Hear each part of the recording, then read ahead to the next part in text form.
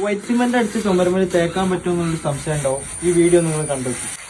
അപ്പൊ മക്കളെ പെയിന്റ് അടിച്ചത് മാത്രമല്ല, നമുക്ക് ടൈൽസ് കൂടി ചെയ്യുമ്പോൾ വരെ സാധനം തേക്കട്ടെ. ഇതാ സിമ്പിളാണ്. ടൈൽ എടുക്കണേ, കട്ടുള്ള ഗ്രൗട്ട് ഒന്ന് തോട്ടി തേക്കുക. അരാത്തോട് നിൽക്കൂലെന്ന് പറയും ഈ സംഭവം. ഒരാഴ്ച കൊണ്ട് പോരുന്നും പറയും. നമ്മൾക്ക് കുറെ ചെയ്താട്ടോ.